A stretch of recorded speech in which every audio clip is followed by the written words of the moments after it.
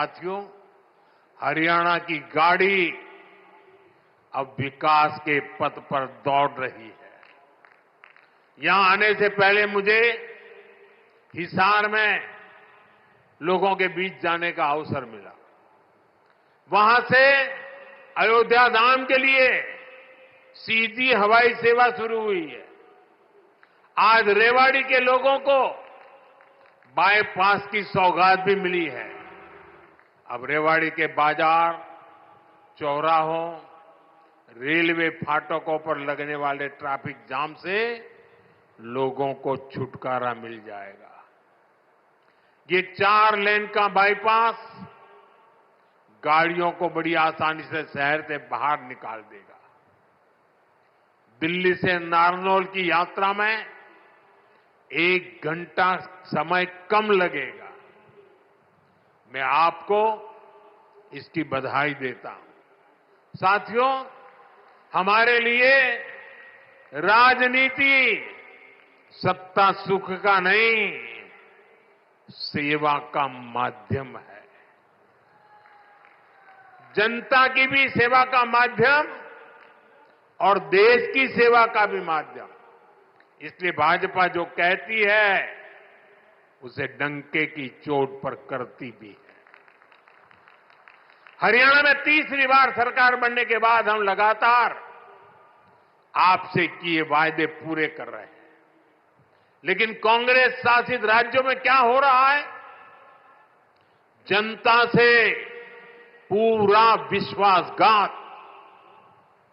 पड़ोस में देखिए, हिमाचल में जनता कितनी परेशान है। विकास के, जन कल्याण के सारे काम ठप पड़े हैं।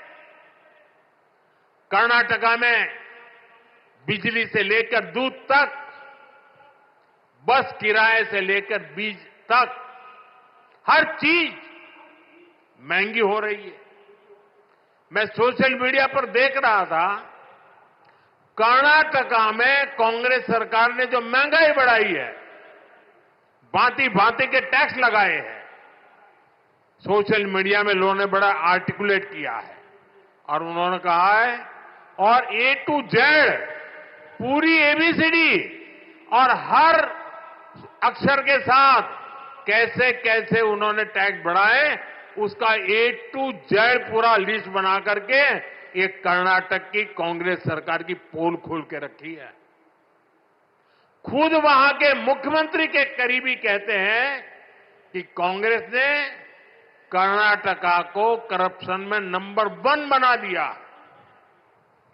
साथियों, तेलंगाना की कांग्रेस सरकार भी जनता से किए वादे भूल गई है। वहां कांग्रेस, वहां की सरकार जंगलों पर बुलडोजर चलवाने में व्यस्त है। प्रकृति को नुकसान, जानवरों को खतरा, यही है कांग्रेस की कार्यशैली। हम यहां कचरे से गोवर्धन बनाने के लिए मेहनत कर रहे हैं और वो बने बनाए जंगलों को उजाड़ रहे हैं। यानी सरकार चलाने के 2 मॉडल आपके सामने हैं। एक तरफ कांग्रेस का मॉडल है जो पूरी तरह झूठ साबित हो चुका है, जिसमें सिर्फ कश्मीर कुर्सी के बारे में सोचा जाता है। दूसरा मॉडल बीजेपी का है जो सत्य के आधार पर चल रहा है, बाबा साहब आंबेडकर ने दी हुई दिशा पर चल रहा है, संविधान की मर्यादाओं को सर आंखों पर चढ़ा के चल रहा है और सपना है विकसित भारत बनाने के लिए प्रयास करना। आज यहां यमुनानगर में भी हम इसी प्रयास को आगे बढ़ता देखते हैं। साथियों, मैं आपसे एक और अहम विषय की चर्चा करना चाहता हूं। कल देश ने वैशाखी का पर्व मनाया है। कल ही जलियांवाला बाग हत्याकांड के भी 106 वर्ष हुए हैं। इस हत्याकांड में अपनी जान गंवाने वालों की स्मृतियां आज भी हमारे साथ है। जलियांवाला हत्याकांड में शहीद हुए देशभक्तों और अंग्रेजों की क्रूरता के अलावा एक और पहलू है जिसे पूरी तरह अंधेरे में डाल दिया गया था। ये पहलू मानवता के साथ, देश के साथ खड़े होने के बुलंद जज्बे का है। इस जज्बे का नाम शंकरन नायर था। आपने किसी ने नहीं सुना होगा, शंकरन नायर का नाम नहीं सुना होगा, लेकिन आजकल इनकी बहुत चर्चा हो रही है।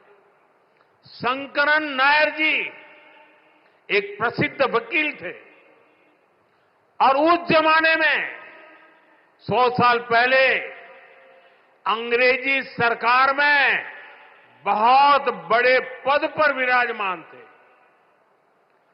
वो सत्ता के साथ रहने का सुख, चैन, मौज सब कुछ कमा सकते थे, लेकिन उन्होंने विदेशी शासन की क्रूरता के विरुद्ध जलियांवाला बाग की घटना से व्यथित होकर मैदान में उतरे। उन्होंने अंग्रेजों के विरुद्ध आवाज उठाई। उन्होंने उस बड़े पद से लात मार करके इसे छोड़ दिया। केरल के थे, घटना पंजाब में घटी थी। उन्होंने जलियांवाला बाग हत्याकांड केस लड़ने का खुद ने फैसला किया। वो अपने दम पर लड़े, अंग्रेजी साम्राज्य को हिला कर रख दिया। जिस अंग्रेजी साम्राज्य का सूरज, जिनका सूरज कभी अस्त नहीं होता था। తెలంగాణ రాష్ట్రం ఎక్కడా అడవుల్ని నరికేసినట్టు పరిస్థితి లేదు. ఏ జంతువుల్ని చంపదకూడదు. పెద్ద ఎత్తున అడవులు పెంచాలని, జంతువుల్ని బాగా పెంచాలని, ఎకలాజికల్ బ్యాలెన్స్ తో ముందుకు తీసుకొని పోవాలని బాగా నమ్మేటువంటి ప్రభుత్వం ఇది. పూర్తి స్థాయిలో తెలంగాణలో అడవుల్ని, జంతువుల్ని, పర్యావరణాన్ని రక్షించే కార్యక్రమంలో భాగంగానే ప్రభుత్వం ముందుకెళ్తుంది.